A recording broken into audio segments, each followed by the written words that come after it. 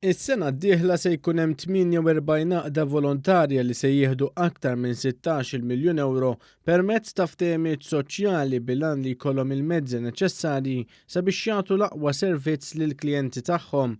Dawn l-għaqdiet ilkoll iwettqu ħidma sfiqa soċjali u jgħinu nies vulnerabbli ewlenija fosthom vittmi ta' vjolenza domestika, abbuż ta' droga u tfal taħt ordni ta' ħarsien soċjali fost oħrajn.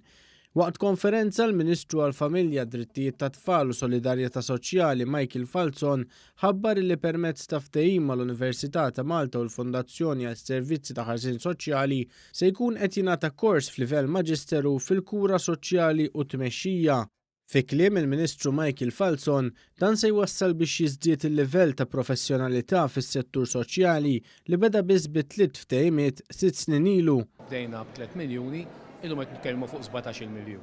L-importanti huwa ħaġa waħda li kulħadd jagħmel dik ix-xi ħaġa żgħira u kbira biex nikkontribwixxu li pajjiżna ntejbu s-soċjetà tagħna kemm jista' jkun għal kulħadd u biex dejjem inkunu hemmhekk għal dawk li huma fil-bżonn u vulnerabbli. Fl-istess konferenza tkellem is-Segretarju Parlamentari għall-Anzjanità Attiva u Drittijiet tal-Persuni b'Diżabilità Anthony Agius De Celis li spjega kif 10 mill-ftehimiet soċjali se jipprovdu xiri ta' servizzi residenzjali għal persuni b'diżabilità, ftehim ieħor li jipprovdi servizzi ta' respite f'dar il-Kaptan u 3 ftehimiet oħra mal-privat li jipprovdu għal servizzi u programmi ta' matul il-jum għal persuni b'diżabilità. Is-Segretarju Permanenti fih dan il-Ministeru għas-Solidarjetà Soċjali Mark Musu sosta li jixtieq jara iktar għaqda bejn l-organizzazzjonijiet kif ukoll aktar effettività fis-servizzi offruti, dan fil-waqt li l-Gvern se jilħaq iktar il-ħtiġijiet tan-nies vulnerabbli fil-komunità.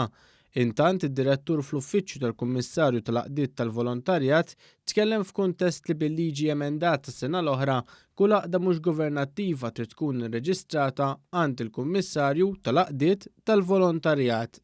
Aħna għandna rwol ieħor, rwol importanti, għandna r-regolatur, ngħinuhom biex jimxu biex ikunu compliant, dik ngħidu la compliance certificate, jiġifieri li dawn l-għaqdiet dik hija sinjal li qegħdin jaqdu l-funzjonijiet tagħhom skont il-ftehim u skont il-liġi tal-għaqdiet tal-volontarjat.